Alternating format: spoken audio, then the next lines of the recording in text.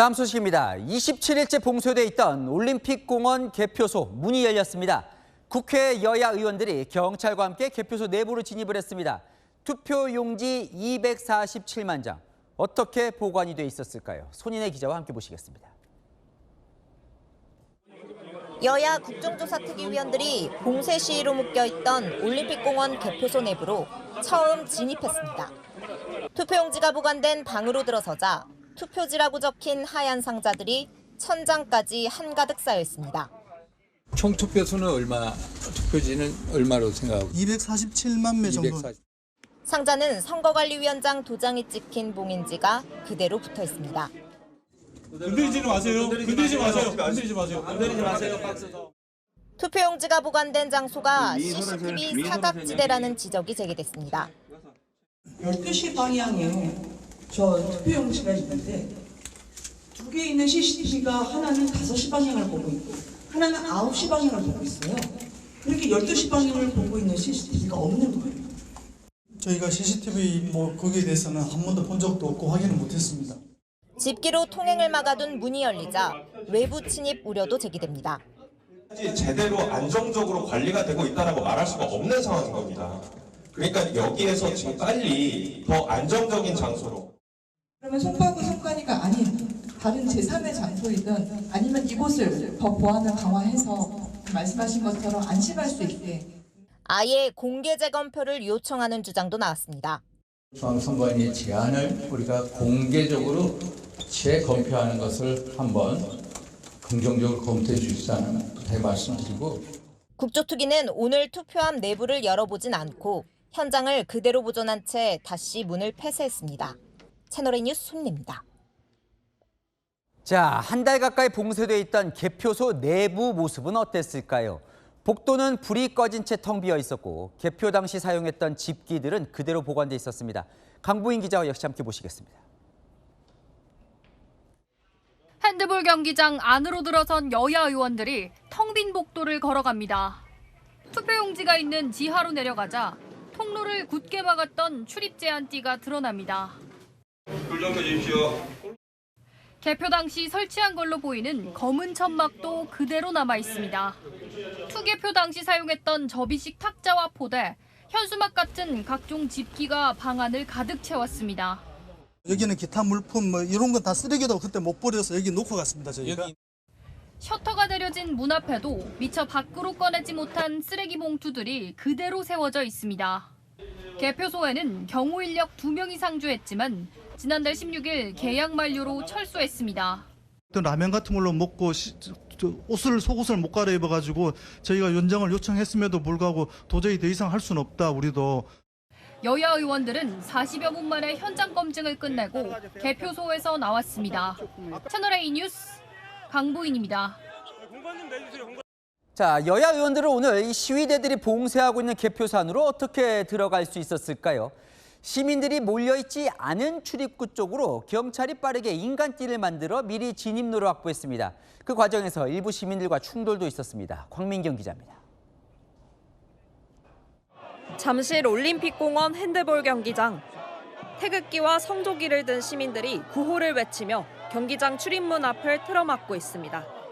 국정조사특위 위원들의 진입을 저지하러 모인 겁니다. 경찰은 경찰관 1,500명을 투입해 인간띠를 만드는 방식으로 봉쇄 농성 인원이 적은 2-2 게이트로 출입구를 확보했습니다. 출입구로 들어가려는 특조위원들을 저지하려던 남성은 경찰에 제압됐습니다.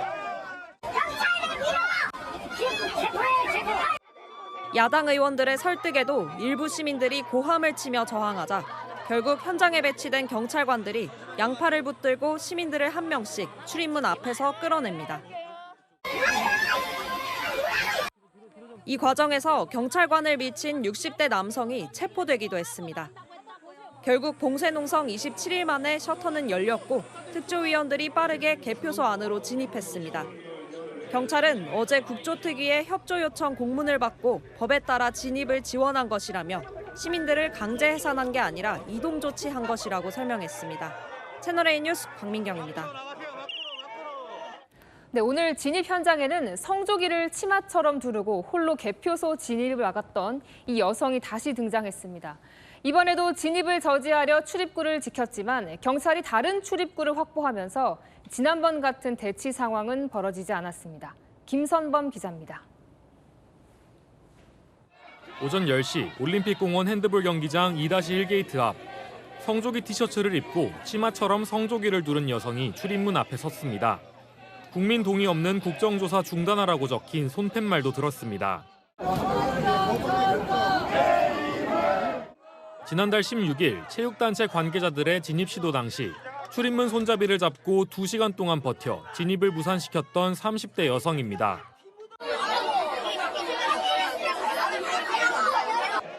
오늘도 3시간 30분 동안 2-1게이트 앞을 지키며 국정조사 특위 위원들의 진입을 막으려 했습니다. 하지만 경찰이 수십 미터 옆에 있는 2-2게이트의 진입로를 확보하면서 지난달 같은 대치 상황은 벌어지지 않았습니다. 여성은 한동안 바닥에 앉아 있다가 공원을 나섰는데 경찰은 다음 주 중에 여성을 소환해 업무방해 혐의에 대해 조사할 예정입니다. 채널A 뉴스 김선범입니다. 네, 선관위 직원들이 정당 직원들과 함께 해외 연수를 나가는 제도가 있는데요. 외유성 출장이란 지적에 재작년 사라졌는데 올해 다시 부활한 걸로 파악됐습니다. 국회에서 여당 의원이 증액을 요구한 걸로 파악되면서 국회와 선관위의 카르텔 아니냐는 지적이 제기됐습니다. 김승희 기자입니다. 2022년 11월 여야 정당 관계자 9명과 선관위 직원 4명이 9박 10일 일정으로 독일과 오스트리아 연수를 다녀왔습니다. 의회도 같지만 관광 일정도 포함돼 있습니다. 해외 정치제도를 배운다는 명목으로 여야 정당 직원들과 선관위 직원이 함께 해외 견학을 가는 외국 정당 정치제도 연수. 예산 절감을 이유로 2024년부터 전액 삭감됐습니다. 그런데 지난해 11월 한 민주당 의원이 국회 예산심의 과정에서 이 사업에 1억 5,900만 원 예산 배정을 주장했습니다. 선관위가 정부에 1억 7천여만 원의 예산을 요구했다가 거부당한 뒤였지만 해당 의원의 요구 이후 8천만 원의 예산이 책정됐습니다.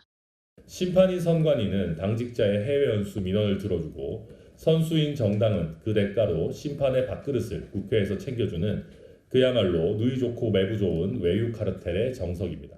선관위는 당시 실무 지원을 위한 최소한의 인력만 동행했다고 했고 예산 증액을 주장한 여당 의원은 증액이 필요하다고 판단했다며 예산 집행이 잘 되도록 꼼꼼히 보겠다고 밝혔습니다.